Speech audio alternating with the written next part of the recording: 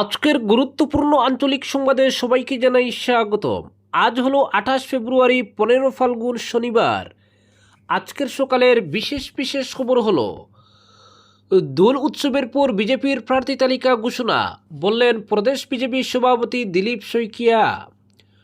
মাঝরাতে শিলচরে নৃশংস খুন কিশোর, চাঞ্চল্য শহর জুড়ে।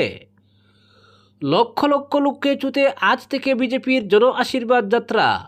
5 বছরে জনগণের জন্য ভালো কাজের প্রচার, বিফলতার জন্য ক্ষমা প্রার্থনা।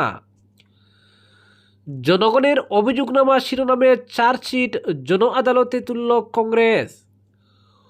ভুবনেশ্বর নগরের স্কুল পড়ুয়া নিখোঁজ, উদ্বেগে পরিবার। আসাম তথা বরাক উপত্যকাবাসীর সুরক্ষা দিতে পারে একমাত্র বিজেপি, বললেন মন্ত্রী কৃষ্ণেন্দু। মিশন বসুন্ধরা 3.0, পাথারকান্দিতে 56টি ডিজিটাল পাট্টা বিতরণ। হাইলাকান্দিতে কৃষক মেলা 9 ও 10 মার্চ। আলগাপুর কাটলিচূড়ার 23টি প্রতিষ্ঠানকে ডিজিটাল পাট্টা, স্কুল অঙ্গনওয়াড়িতে স্বস্তি। এবং সর্বশেষ খবরটি হল, হাইলাকান্দিতে কে পাচ্ছেন বিজেপির টিকিট, জল্পনা তুঙ্গে, আজ করতে পারছে না রাজনৈতিক মহল। এবারে শুনুন বিস্তারিত খবর। আসন্ন বিধানসভা নির্বাচনে রাজ্যের কোথায় কোন আসনে কে বিজেপির প্রার্থী হচ্ছেন, কার ভাগ্যে এবার শিখে চিরছে, আর কার নাম কর্তন হবে তা নিয়ে রকমারি চর্চায় সরগরম এখন রাজ্য রাজনীতি। বিভিন্ন আসনের টিকিটের দাবিদার থেকে শুরু করে দলীয় কর্মী সমর্থকরা তাকিয়ে আছেন প্রার্থী তালিকা ঘোষণা করা হবে সেদিকে। চলছে নানা জল্পনা। এমন পরিস্থিতিতে হোলির পরই বিধানসভা নির্বাচনের জন্য পর্যায়ক্রমে প্রার্থী তালিকা প্রকাশ করার কথা ঘোষণা করল বিজেপি। শুক্রবার এই ঘোষণা করেছেন বিজেপির আসাম প্রদেশ কমিটির সভাপতি সাংসদ দিলীপ শইকিয়া। তিনি জানান, দোল উৎসবের পর বিজেপির কেন্দ্রীয় সংসদীয় বোর্ডের বৈঠক হবে। এরপরই পর্যায়ক্রমে প্রথম ও দ্বিতীয় প্রার্থী তালিকা প্রকাশ করা হবে। তিনি জানিয়েছেন, প্রার্থীদের তালিকা প্রকাশের আগে তা পাঠানো হবে দিল্লিতে। সেখানে তালিকা অনুমোদনের পরই তা প্রকাশ্যে নিয়ে আসা হবে। দিলীপ শইকিয়ার এই ঘোষণার পর স্বাভাবিকভাবেই আরও কিছুদিন প্রার্থী তালিকা নিয়ে চলবে বিস্তর জল্পনা। টিকিটের দাবিদাররাও রয়েছেন রীতিমতো কাউন্টডাউনে। পরবর্তী খবরটি হল, মাঝরাতে শিলচরের নৃশংস খুন কিশোর, চাঞ্চল্য শহর জুড়ে। শিলচর চেঙ্কুড়ি রোডের নেতাজি পল্লী লেনে নৃশংসভাবে খুন করা হয়েছে এক কিশোরকে। ঘটনাটি ঘটেছে বৃহস্পতিবার গভীর রাতে। মৃতের নাম 18 বছর বয়সের রোহিত দাস। সে আশ্রম রোডে একটি ভাড়া বাড়িতে থাকত। হত্যাকাণ্ডটি ঘটেছে বৃহস্পতিবার রাত প্রায় 1টা নাগাদ। সিসি ক্যামেরা ফুটেজে ধরা পড়েছে 4 যুবক ইট পাথর ছুড়ে ওই কিশোরের উপর তীব্র হামলা চালাচ্ছে। ওই হামলার জেরে ঘটনাস্থলে লুটিয়ে পড়ে সে। 4 দুষ্কৃতী তখনই গা ঢাকা দেয়। পরবর্তীতে স্থানীয় বাসিন্দারা যন্ত্রণায় ছটফট করতে থাকা গুরুতর জখম ওই যুবককে উদ্ধার করে পুলিশে খবর দেন। খবর দেওয়া হয় অ্যাম্বুলেন্সেও। খবর পেয়ে পুলিশ দ্রুত ঘটনাস্থলে পৌঁছে গুরুতরভাবে আহত রোহিতকে শিলচর মেডিকেল কলেজ ও হাসপাতালে পাঠিয়ে দেয়। সেখানে চিকিৎসাধীন অবস্থায় তার মৃত্যু হয়। কী কারণে ওই 4 যুবক রোহিতকে নেতাজি পল্লী লেনে নিয়ে গিয়েছিল, তার কী কারণেই তার উপর প্রাণঘাতী হামলা চালানো হলো তা এখনও স্পষ্ট নয়। পুলিশ তদন্তে নেমে ঘটনাস্থল থেকে রোহিতের মোবাইল সেটটি উদ্ধার করেছে। ওই সেটটির সব কল রেকর্ডস খতিয়ে দেখা হচ্ছে বলে জানা গেছে। খতিয়ে দেখা হচ্ছে সিসি ক্যামেরার ফুটেজও। ন্যাশনাল হাইওয়ে পোস্টের তদন্তকারী দল আশাবাদী শীঘ্রই খুনিদের খুঁজে বের করা হবে। বর্তমানে ময়নাতদন্তের জন্য রোহিতের মৃতদেহ মেডিকেলের মর্গে রাখা হয়েছে। এদিকে স্থানীয় বাসিন্দাদের অভিযোগ, চেঙ্কুড়ি রোডের এই এলাকা বেশ কিছুদিন থেকেই অপরাধীদের আস্তানা হয়ে উঠেছে। কয়েকদিন আগেই এই এলাকায় এক বাড়ির জানালা ভেঙে গড়ে চুরি ও লুটপাটের ঘটনা ঘটেছিল। এর 1 মাসের মধ্যেই এমন হত্যাকাণ্ডের ঘটনা ঘটল। এতে স্বাভাবিকভাবেই প্রচণ্ড আতঙ্ক বিরাজ করছে এলাকায়। পরবর্তী খবরটি হল, লক্ষ লক্ষ লোককে ছুতে আজ থেকে বিজেপির জন আশীর্বাদ যাত্রা। 26-এ বিজেপিকে ক্ষমতা থেকে উৎখাত করতে সময় পরিবর্তনের যাত্রা এগিয়ে নিচ্ছে কংগ্রেস। এবার ময়দানে নামছে বিজেপিও। আজ থেকে শুরু হচ্ছে শাসক দলের জন আশীর্বাদ যাত্রা। ডেকিয়াজুলির গুপ্তেশ্বর মন্দিরে পুজো আর্চা করে যাত্রা শুরু করবেন মুখ্যমন্ত্রী। টানা কয়েকদিন ধরে চলবে এই যাত্রা। লক্ষ লক্ষ লোককে ছুঁয়ে 1500-2000 কিলোমিটার যাত্রা করা হবে এবং 40-50টি বিধানসভা কেন্দ্র স্পর্শ করার লক্ষ্য নেওয়া হয়েছে। আজ জনজাগরণ যাত্রার 3টি থিম সং রিলিজ করা হয়েছে। গত 10 বছরে জনগণের জন্য সরকার যা করতে পেরেছে জনজাগরণ যাত্রায় সেটা তুলে ধরা হবে। তাছাড়া যেসব কাজ 5 বছরে করা সম্ভব হয়নি তার জন্য ক্ষমা চাইবেন মুখ্যমন্ত্রী। তার কথায় গত 10 বছরে আসামের জন্য যা করতে পেরেছি তা জনগণের মধ্যে নিয়ে যাওয়ার চেষ্টা করব, তবে জনগণের দৃষ্টিতে যা করতে পারিনি তার জন্য ক্ষমাও চাইব। অসম, অসমীয়া এবং ভারতীয় জনগণের স্বার্থ এবং আসাম ভূমি ভারত ভূমিকে রক্ষা করার লক্ষ্যে যাতে সরকার গঠন করতে পারি তার জন্য জনগণের আশীর্বাদ চাইব। পরবর্তী খবরটি হল, ভুবনেশ্বর নগরের বাসিন্দা বৃষকেতু সিনহার পুত্র বিক্রান্ত সিনহা গত বৃহস্পতিবার থেকে নিখোঁজ। বিক্রান্ত তার পিসির বাড়ি শিলচর অসমীয়া বস্তি থেকে পড়াশোনা করত। মাধ্যমিক পরীক্ষা শেষ হওয়ার পর গত বৃহস্পতিবার তারাপুর অসমীয়া বস্তিতে পিসির বাড়িতে যায়নি বিক্রান্ত। এদিকে এদিন দুপুরে বিক্রান্তের সঙ্গে ফোনে কথা হয় পরিবারের সদস্যদের। পরবর্তীতে সন্ধ্যা গড়িয়ে গেলেও তার আর কোনো খবর পাওয়া যায়নি। পরিবারের সদস্যরা অনেক খোঁজ করেও তার সন্ধান পাননি। পরে বিক্রান্তের পিতা বৃষকেতু সিনহা শুক্রবার সকালে শিলচর সদর পুলিশে নিখোঁজ সংক্রান্ত একটি এজাহার দায়ের করেন। তিনি বিহারা পুলিশ ফাঁড়িতেও বিষয়টি জানান। এ নিয়ে গভীর উৎকণ্ঠায় রয়েছে পরিবারটি। বিক্রান্তের সন্ধান পেলে নিকটবর্তী থানায় জানাতে কাতর আর্জি জানিয়েছেন বাবা বৃষকেতু সিনহা। পরবর্তী খবরটি হল, জনগণের অভিযোগনামা শিরোনামে চার্জশিট জন আদালতে তুলল কংগ্রেস।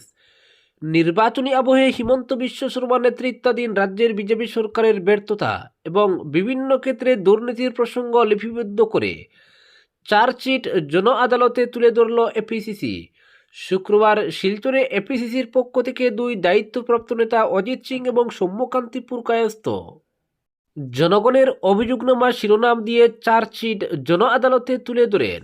সাংবাদিক সম্মেলন করে এই চার্জশিট পেশ করে তারা বলেন, গত 5 বছরে রাজ্য সরকার প্রতিটি ক্ষেত্রে ব্যর্থতার পরিচয় দিয়েছে।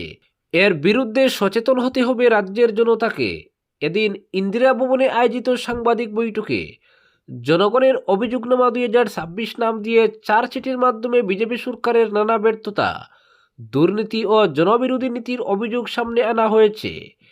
এপিসিসির কর্মকর্তারা দাবি করেছেন, আসামে সিন্ডিকেট রাজ, ভ্রষ্টাচার, আর্থিক অব্যবস্থা ও প্রশাসনিক ব্যর্থতার দরুন সাধারণ মানুষ চরম ভোগান্তির শিকার হয়েছেন। এছাড়াও এনআরসি সমস্যা, বন্যা পরিস্থিতি মোকাবিলায় ব্যর্থতা, শিক্ষা ও স্বাস্থ্য ব্যবস্থার অবনতি, চা শ্রমিকদের দেওয়া প্রতিশ্রুতি পূরণ না হওয়া এবং নারী ও শিশুদের নিরাপত্তা নিয়ে উদ্বেগের কথাও এদিন তুলে ধরেছেন তারা। পরবর্তী খবরটি হল, আসাম তথা বরাক উপত্যকাবাসীর সুরক্ষা দিতে পারে একমাত্র বিজেপি, বললেন মন্ত্রী কৃষ্ণেন্দু। পাথারকান্দিতে 56টি ডিজিটাল পাট্টা বিতরণ ও ভূমি অধিকার সুরক্ষিত করতে মুখ্যমন্ত্রী ডক্টর হিমন্ত বিশ্ব শর্মার মিশন বসুন্ধরা 3.0-র অধীন শুক্রবার আনুষ্ঠানিকভাবে পাথারকান্দিতে ডিজিটাল পাট্টার পত্র বিতরণ করলেন রাজ্যের মীন পশুপালন ও পূর্ত দফতরের মন্ত্রী তথা পাথারকান্দির বিধায়ক কৃষ্ণেন্দু পাল।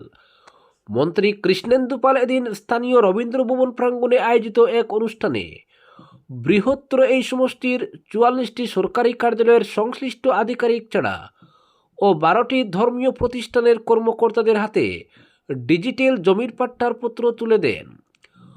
পরে এ উপলক্ষে আয়োজিত ভূমির পাট্টাপত্র বিতরণ অনুষ্ঠানে মন্ত্রী এই দিনটি গোটা রাজ্যবাসীর কাছে এক ঐতিহাসিক দিন বলে উল্লেখ করেন।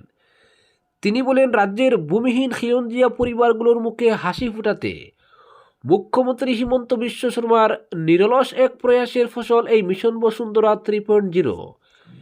হিমন্ত সরকার রাজ্যের প্রতিটি প্রান্তে ভূমিহীনদের জমির অধিকার ফিরিয়ে দেওয়ার যে সংকল্প নিয়েছিল আজ তা বাস্তবায়িত হলো। ভোটের আগে আজকের এই বিশাল অনুষ্ঠানে দাঁড়িয়ে মন্ত্রী কৃষ্ণেন্দু পাল বিরোধীদের তীব্র সমালোচনা করে বলেন, এই পাথারকান্দিতেই কংগ্রেস আমলে সবচেয়ে বেশি সরকারি জমি জবরদখল হয়েছে। ভোটের স্বার্থে কংগ্রেসিরা সন্দেহজনক লোকদের রক্ষণাবেক্ষণ দিয়ে ব্যাপক আকারে এসব সরকারি জমিগুলো জবরদখল করিয়েছে। বিগত দিনে কংগ্রেস আমলে পাতারকান্দির সার্বিক উন্নয়ন নিয়ে তিনি প্রশ্ন তুলেন। আজ যখন মুখ্যমন্ত্রীর ঐকান্তিক প্রচেষ্টায় 122 কোটি টাকা ব্যয়ে বরাক উপত্যকার প্রস্তাবিত কৃষি বিশ্ববিদ্যালয় পাতারকান্দিতে স্থাপনের অনুমোদন হয়েছে, ঠিক তখন বিরোধী দল উল্টোপাল্টা মন্তব্য করছেন। তিনি বলেন, আসাম তথা বরাক উপত্যকাবাসীর সুরক্ষা দিতে পারে একমাত্র বিজেপি, তাই এবারের ভোটে বরাকবাসী কংগ্রেসকে বরাক নদীতে বিসর্জন দেবেন বলে মত পোষণ করেন। পরবর্তী খবরটি হলো, কে হচ্ছেন বিজেপি প্রার্থী? এই মুহূর্তে হাইলাকান্দির গেরুয়া শিবিরের এটাই হচ্ছে সবচেয়ে চর্চিত প্রশ্ন। এ নিয়েও ভোটের বাজারে ব্যাপক আলোচনা চললেও 26-এর ভোটে হাইলাকান্দি কেন্দ্রে বিজেপির প্রার্থী কে হচ্ছেন তা এখনও পর্যন্ত মোটেই পরিষ্কার নয়। 121 হাইলাকান্দি কেন্দ্রে বিজেপির টিকিট প্রত্যাশীর সংখ্যা 2 ডজনেরও অধিক। সেই সঙ্গে নিজেদের পছন্দের ব্যক্তিকে দলীয় টিকিট পাইয়ে দেওয়ার জন্য বিজেপির একাধিক শিবির জোর তৎপরতা চালাচ্ছে। আজকের দিনে হাইলাকান্দি আসনে বিজেপির টিকিট প্রত্যাশীদের অনেকেই গুয়াহাটি ঘাঁটি গেড়ে তোড়জোড় চালাচ্ছেন। প্রত্যেক শিবিরের দাবি তাদের পছন্দের ব্যক্তির দলীয় টিকিট নিশ্চিত হয়ে আছে, শুধু আনুষ্ঠানিক ঘোষণা বাকি। উল্লেখ্য, ভারতীয় জনতা পার্টি প্রতিষ্ঠিত হওয়ার পর হাইলাকান্দি জেলা থেকে বিজেপি মাত্র একবার জিতেছিল। 1991 সালে হাইলাকান্দি আসন থেকে বিজেপি প্রার্থী চিত্তেন্দ্রনাথ মজুমদার জয়ী হয়েছিলেন। এরপর বিভিন্ন সময় বিজেপি তীব্র প্রতিদ্বন্দ্বিতা করলেও জিততে পারেনি। এতদিন পর্যন্ত হাইলাকান্দি জেলার একমাত্র কাটলিচূড়া ছাড়া অন্য কেন্দ্রগুলো মুসলিম প্রধান হওয়ার জন্য বিজেপি প্রার্থীকে বারবার হারতে হয়েছিল বলে সচেতন মহলের অভিমত। এদিকে আসামে বিধানসভা কেন্দ্রের সীমানা পুনর্বিন্যাসের পর হাইলাকান্দি জেলার 3টি বিধানসভা আসন থেকে একটি কমে গিয়ে 2টি আসন হয়েছে। আগে যেখানে হাইলাকান্দি, কাটলিচূড়া এবং আলগাপুর এই 3টি বিধানসভা আসন ছিল এই জেলায়, সেখান থেকে একটি আসন কমে গিয়ে বর্তমানে হাইলাকান্দি জেলায় বিধানসভার 2টি আসন হয়েছে। এর মধ্যে 121 হাইলাকান্দি আসনটি হিন্দু অধ্যুষিত, অন্যদিকে 122 বিধানসভা আসনটি হচ্ছে মুসলিম অধ্যুষিত। এই অবস্থায় 121 হাইলাকান্দি বিধানসভা আসনটি বিজেপির জন্য অনুকূল আসন হিসেবে বিবেচনা করা হচ্ছে। তাই এই আসনের জন্য বিজেপির টিকিট প্রত্যাশীর সংখ্যা 2 ডজনের অধিক হয়ে গেছে। বিজেপির টিকিট প্রত্যাশীদের অভিমত হচ্ছে, এই আসনে বিজেপির টিকিট লাভ মানে জয়ের কাছাকাছি পৌঁছে যাওয়া। কারণ হাইলাকান্দি বিধানসভা কেন্দ্রে 80,000-এরও বেশি হিন্দু ভোটার রয়েছেন। আর হিন্দুরা যেহেতু বিজেপির মূল ভোট ব্যাংক, তাই হিন্দু অধ্যুষিত হাইলাকান্দি আসনকে বিজেপি তাদের পজিটিভ আসন হিসেবে ধরে নিয়েছে। ফলে 26-এর নির্বাচনে হাইলাকান্দি আসনে বিজেপির প্রার্থী কে হচ্ছেন এ নিয়ে জোর চর্চা চলছে সমগ্র জেলা জুড়ে। টিকিট প্রত্যাশী হিসেবে আলোচনায় অনেকের নাম উঠে আসছে। জানা গেছে, বিভিন্ন পর্যায়ের বিচার বিশ্লেষণ করে তবে এই হাইলাকান্দি কেন্দ্রের বিজেপি প্রার্থী মনোনীত করা হবে। হাইলাকান্দি কেন্দ্রের বিজেপির টিকিট প্রত্যাশী হিসেবে বিভিন্ন জনের নাম নিয়ে চর্চা চললেও চূড়ান্ত কোনো সিদ্ধান্ত হয়নি। জানা গেছে, আরএসএস, বিজেপি, মুখ্যমন্ত্রী হিমন্ত বিশ্ব শর্মা এবং প্রাক্তন মুখ্যমন্ত্রী এবং দলের সংসদীয় কমিটির সদস্য সর্বানন্দ সোনোয়ালের ঐক্যমতের ভিত্তিতে অন্যান্য বিধানসভার মতো হাইলাকান্দি আসনের জন্য বিজেপির প্রার্থী মনোনীত করা হবে। এখনও পর্যন্ত প্রার্থী মনোনয়নের ব্যাপারে দল কোনো চূড়ান্ত সিদ্ধান্তে পৌঁছায়নি বলে জানা গেছে। এদিকে অনেক টিকিট প্রত্যাশীর নাম নিয়ে জোর আলোচনা হচ্ছে বলে জানা গেছে।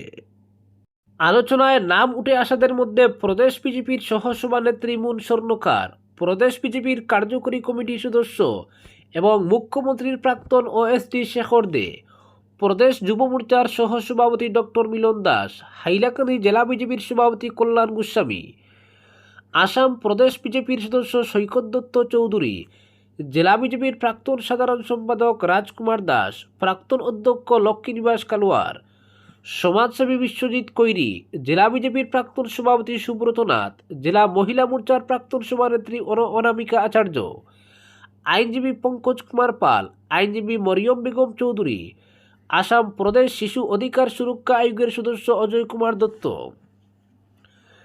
কিষাণ মোর্চার জেলা সভাপতি বিদ্যুৎ কুমার পাল, সাংসদ প্রতিনিধি সত্যব্রত ঘোষ প্রমুখ।